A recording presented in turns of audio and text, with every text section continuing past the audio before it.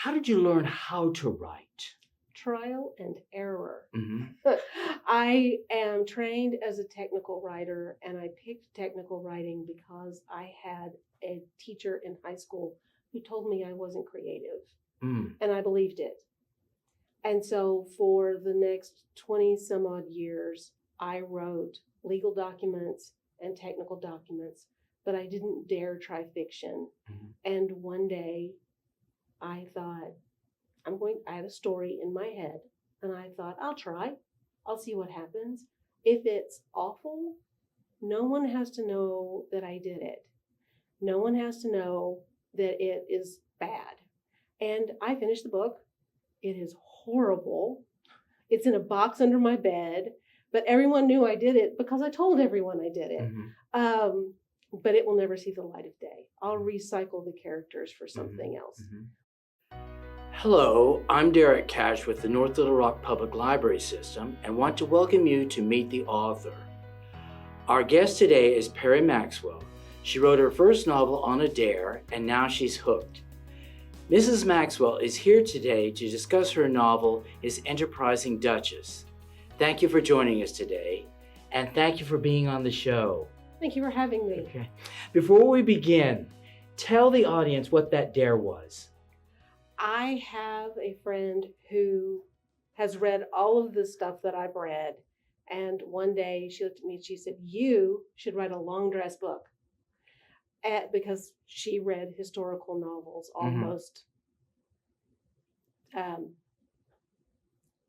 exclusively. That's the word. She read those almost exclusively. And she said, write one. And that became this book. Oh. Well, I'm glad you took her up on it. Right. Me too. Okay. All right. When you were younger, did you have any favorite authors or any authors that influenced you in terms of your writing? I have so many favorite authors. When I was younger, I loved to read Louisa May Alcott. I also, for some reason, got hooked on Charles Dickens. I read a lot of Dickens when I was little. As I got older, I love Jim Butcher, who writes the Dresden Files. I love Elizabeth George, who writes the Inspector Lynley mysteries. And as far as romance novelists, Grace Burroughs writes the kind of stories that I always wanted to write. So she's been an inspiration for me. Well, it sounds like a very disparate group of authors, so it's obviously influenced you greatly. Yes. How did you learn how to write? Trial and error. I am trained as a technical writer, and I picked technical writing because I had a teacher in high school who told me I wasn't creative, and I believed it. And so for the next 20 some odd years, I wrote legal documents and technical documents, but I didn't dare try fiction. And one day I thought, I had a story in my head, and I thought, I'll try. I'll see what happens. If it's awful, no one has to know that I did it. No one has to know that it is bad. And I finished the book. It is horrible. It's in a box under my bed, but everyone knew I did it because I told everyone I did it. But it will never see the light of day. I'll recycle the characters for something else. But I did a lot of studying. I have a huge library of what my trouble spots were, and they're all highlighted and flagged. I treated them like textbooks, and I still do that to this day. I'll pick one up, and I taught of myself. I did a lot of workshops. I went to conferences, and I submitted and got rejected a lot. But as the writing gets better, the rejections get more specific. Okay. They begin to tell you, if you'll fix this, if you'll work on this. So it gave me a direction. Okay. But yes. I'm glad you didn't give up. And maybe the teacher didn't mean to be negative, but and maybe should never have made that remark, and I'm sorry that it took 20 years, but I'm glad you didn't give up. And it's encouraging to other people your age that may think, maybe I can write a book. So I'm so glad you didn't give up, and I'm so glad you're here to share that story with other potential writers. So listen to her. Don't give up. Yes. I will tell you that if you ever go to a romance conference or you ever go to a romance signing, the number of women who are over 40 who are writing is surprising. Okay. You would be surprised the first time. We all have very young names. Okay. But we're not necessarily young in years. All right. Okay. How did you find your publisher? I read. Because there are potential authors who are looking for one. Yes. I read a Dragonblade book that they had published, and I can't even remember the author, but the characters were not your typical romance characters. And I don't like to write your typical romance characters. And I realized that they might be a good fit for what I write. Okay. I loved their cover art. I started paying attention to the company.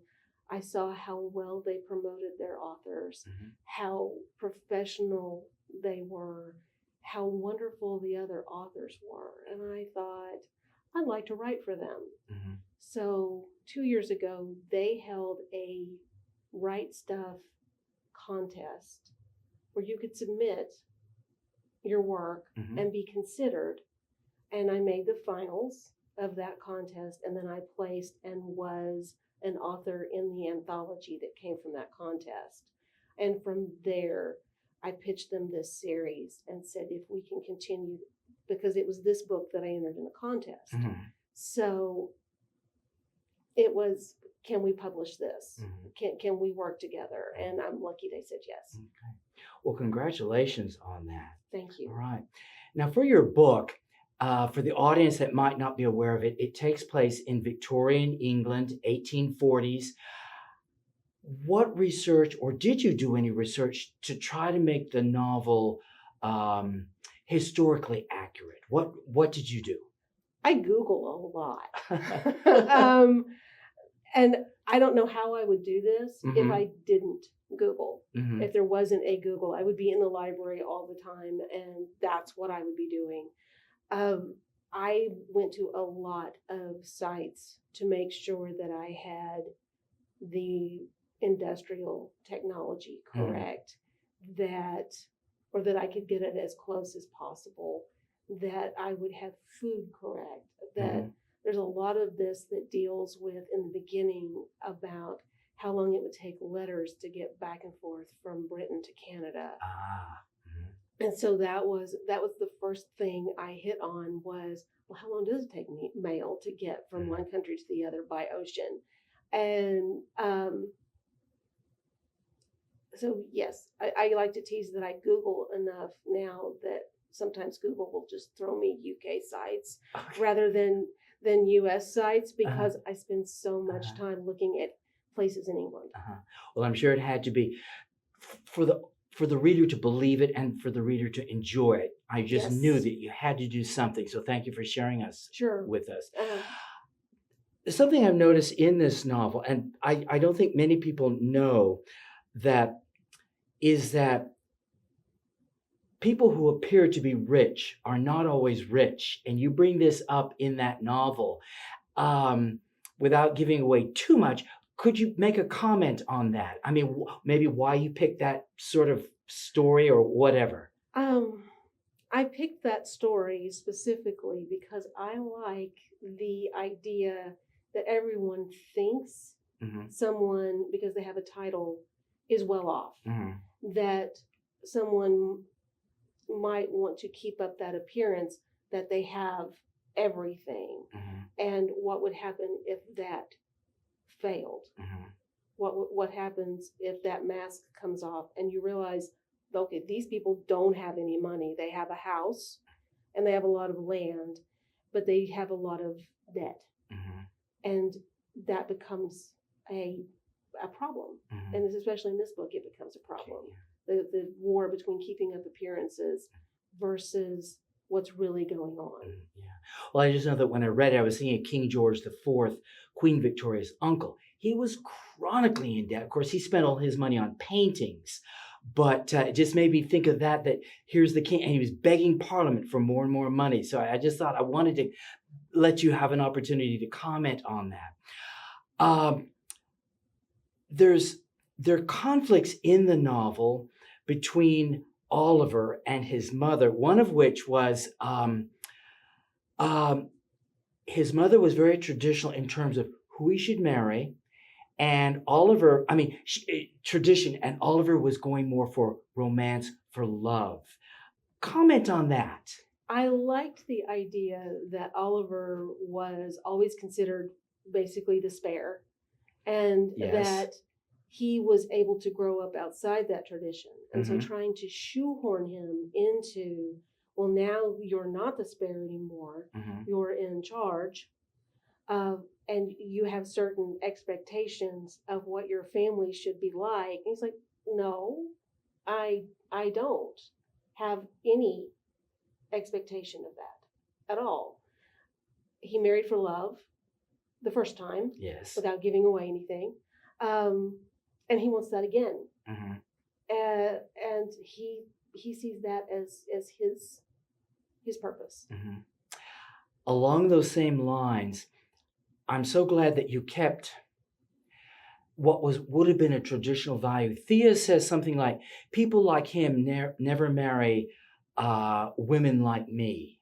Dukes never marry innkeepers. Yes. I mean, I wouldn't say it's a stretch of the imagination. I enjoyed it. But I mean, it is a big, long stretch, for a duke to marry. And even in 21st century. Yes. For someone with a title. But it works. Yes. For someone with a title to marry somebody who isn't, which is why I wanted to go ahead and give them a history together. So it wouldn't be quite such a leap that he would come back and find this complete stranger who he fell in love with. That they do have some history as children and as adolescents that ties them together.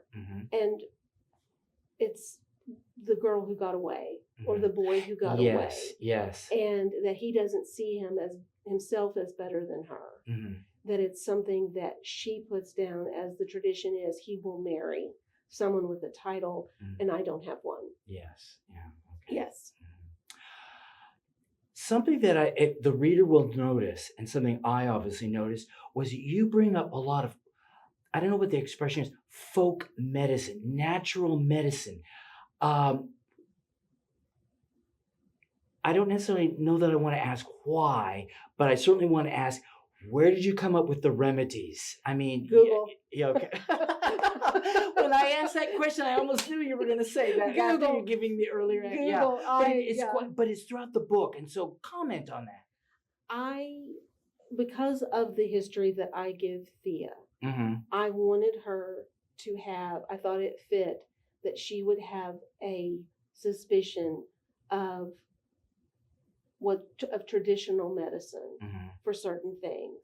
She's not going to go out and try to, basically set a broken leg or cure cancer. But if someone comes to her with a cough, she's going to know, well, you can use this instead of going to the doctor and being bled. Yes. Which, was always a common remedy there, which can cause more harm than good. Yes. And she experienced that. So she's gone the other way of let's learn what herbs and what natural things can take, And so I would look up, I spent a lot of time on natural remedies. And then I had to spend a lot of time on, this is an herb, but does it grow in Britain? Would she actually have access to it? Could she have access to it? And if she can't, what can she have access to? So there were a lot of alternatives to alternatives that I had to find.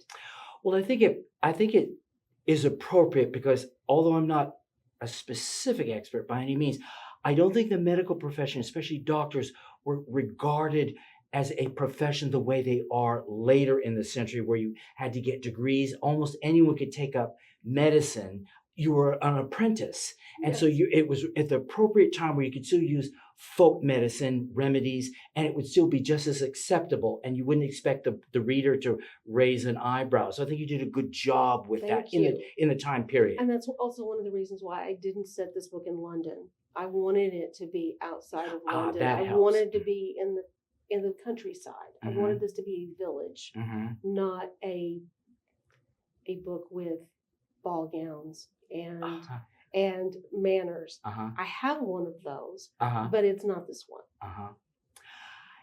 In your book, I got to admit, Oliver's mother is not, when I say attractive, when I'm talking to the audience, she's not a nice person, but I almost, in a way, felt sorry for her in the sense that she's maybe in a way locked into tradition. You marry a person of nobility, or at least they have property. She wants to live in London and have the latest fashions. She's into appearances, that sort of thing. And so even though I think you do a great job of making her appear mean, and she is mean, she is a cruel person. She is locked into the way, this is the way you're supposed to act. And you, in a way, feel sorry for her. And although I don't necessarily, if you want to comment, you can, but I just wanted to bring that up in a slight defense for her, that people are not all black and white. No, and there is a specific interaction in the book where Oliver has always seen her one way, and he gets a glimpse of her after she suffered so many losses, and he sees her differently. And there's that minute of, it is my responsibility to take care of my mother. Yeah. Whether I always like her or not. She is my mother. I like that. What is it? The fifth commandment, honor thy father and thy whether you like them or not. Whether we agree or not, she is my responsibility. Yeah. And I'll do this. I'll take care of her. Yes. Okay. Now, for people who have not read the book, Oliver has a son by the name of Simon. And as I was reading the book, maybe it was just my own interpretation, he struck me as being lonely. I'll just leave it at that. I don't want to reveal too much because it would kind of take away from, was that deliberate or was it just my own interpretation? It was not deliberate at the first, but I'm really glad you caught that, because the longer I wrote it, the more I realized that this little boy has no one his own age. Yes. And that the village for the first time gives him people his own age. And that he would be reluctant to leave that because he can be a boy. And in the later books in the series, we touch base with the family, and you begin to see Simon be a boy. Yes. I'm so glad you did that, because Oliver and Simon, and then it began to dawn, there are no other playmates. He has no brothers or sisters, anything. So I'm so glad you did that. I mean, Grant, I'm not turning it into a psychological novel, but I mean, it just, maybe in the back of my mind, I felt sorry for him. And I'm so glad you thought enough thoroughly analyzing your characters to bring that up. Okay. I'm tickled you got that out of it. Okay. Thank you. You're welcome. Okay, Peri, if you're willing, let's segue into. I want to give you an opportunity to whet the audience's appetite for reading or buying your book. If you'll read a small section from it, I'll be quiet and you can talk. I've got to put on my old lady glasses. Okay, here we go. Ready? Yes. The Rushford coach went through the square not half an hour ago. Sarah Dalton came to tell me she saw the new Earl inside, lording himself over everyone. Did you see him? There was no sense in lying. Despite her better impulses, Thea spread a thin layer of butter over a thick slice of bread and enjoyed eating something she hadn't made. He stopped at the inn for a meal. Thea kept her tone neutral as she took her customary seat at the table nearest the kitchen. We said hello. Her mother slapped the table. How could you feed him after what he did to you? Because his money spends just like everyone else's, and he didn't do anything to me. He ruined you. I want you to stay away from him. I ruined myself, Mother, Thea repeated the oft-used argument. Oliver Hawkins had broken her heart, but she'd been a willing participant. and with it your sister's prospects. Rather than being married to a respectable gentleman with a family, she's in trade. Millie was not in trade any more than Thea was a duchess. The money in Thea's pocket didn't come from a high street dress shop that catered to the ton. It came from a horse race, or a whist hand, or a boxing match. Be kind, Thea. Your mother only knows one way. All right. How's that? All right. Does that work? Yeah, thank you very much. You're very welcome. Thank okay, you. All right. Peri, we want to sell as many copies of this book as possible. How can, first of all, tell the audience what social media you're in, and then also what booksellers, how they can purchase a copy. Okay. You can purchase a copy on Amazon, Barnes & Noble, or on my publisher's website at dragonbladepublishing.com. You can find me on Facebook and Instagram. On Facebook, it's Peri Maxwell. On Instagram, it's author Peri Max, I believe. And then you find all of my social links, links to the books, and the buy links on my website, which is perimaxwell.com. All right. Well, this has been a pleasure. Thank you so very much. Thank you. Okay. Thank you for joining us today. If you're interested in reading his Enterprising Duchess or the rest of the novels from the Enterprising Woman series, you can check them out from the library or purchase them wherever books are sold. You can also find more information at dragonbladepublishing.com or at our website, nlrlibrary.org.